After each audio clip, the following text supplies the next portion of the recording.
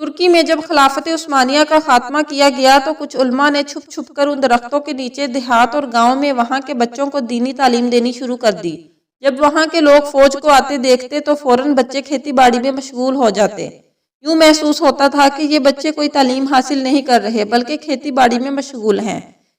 इन तालिबे इल्म बच्चों में शेख महमूद अफंदी नक्शबंदी साहिब भी शामिल थे। हजरत ने यूं दीनी तालीम की तकमील की और फरागत के बाद यही सिलसिला अपने गांव जारी रखा।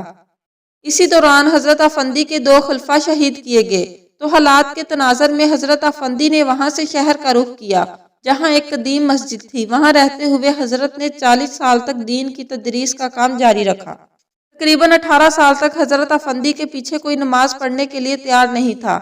18 साल के बाद आहिस्ता आहिस्ता लोग आने लगे और हजरत अफंदी से फैज़याब होते गए।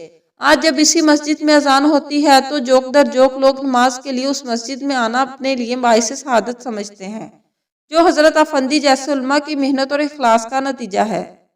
तुर्की से जब खिलाफत उस्मानिया का खात्मा किया गया तो वहां के बानी कमाल अतातुर्क ने अरबी कुतब और दीनी उलूम पर मुकम्मल पाबंदी लगा दी।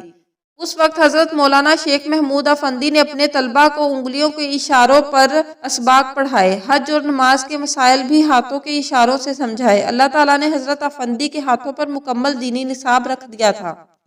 शेख महमूद अफंदी के 60 लाख से ज़ायद शागिर्द और मरीदीन इस वक्त दुनिया भर में उनकी तालीमात को आम करके इस्लाम का नाम रोशन कर रहे हैं। तुर्की के सदर जब तैयब अर्दवान समेत हुक्मरान तबके से ताल्लुक रखने वाले बीसियों वज़रा और आला अफसरान उनकी तालीमात से मुतासिर होकर फ़रोग़ इस्लाम के लिए कोशां हैं। मार्फत व तरीक़त का ये ताबनाक सूरज ज़िंदगी के 95 बहारें देखने के बाद ग़रूब हुआ।